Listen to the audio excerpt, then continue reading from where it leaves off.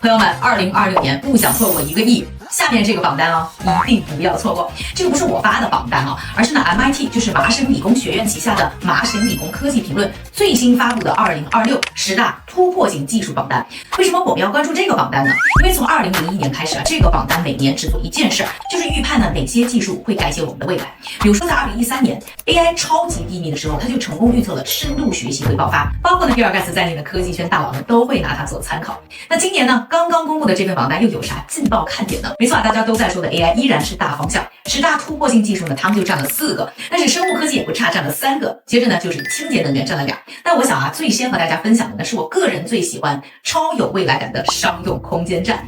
大家看新闻的时候呢，老会听到说啊，什么国际空间站以及中国的天宫空间站，但这些空间站都是政府机构才能用的，而这一次呢，被 MIT 点名的呢是企业也可以用的商用空间站。随着太空旅行、企业研发需求的增加，商用空间站啊可以说是呼之欲出，有望在未来5到10年内启用。代表公司呢包括 ASEAN Space 以及呢 Orbital Reef。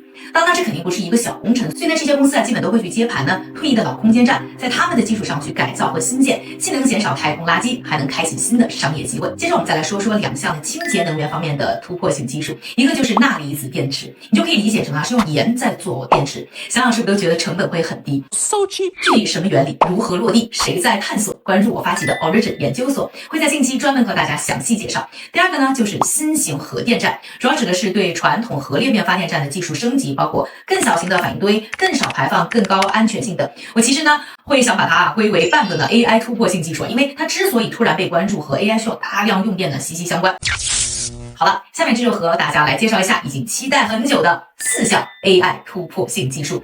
首当其冲的呢就是 AI 编程啊。虽然呢这个概念其实不算新了，但是呢麻省理工学院呢是判断他们可能会很快就全面的进入到我们各种各样的工作场景。但是提高生产率的同时，我有一种不祥的预感，就是今年计算机专业毕业的同学们可能更难找工作了。No。第二个呢就是 AI 陪伴，这个概念其实我们听了很久啊，但 MIT 呢这一次是预估呢 AI 互动呢很快就会变得更加的流畅，更加的丝滑，更快的进入我们生活的方方面面。那么如何去预防呢 AI 诱导的自杀、诈骗甚至洗脑，就是我们必须面对的问题。第3就是 AI 模型机制的解释，再直白点说，就是我们终于有工具可以帮我们搞懂 AI 到底是怎么想的。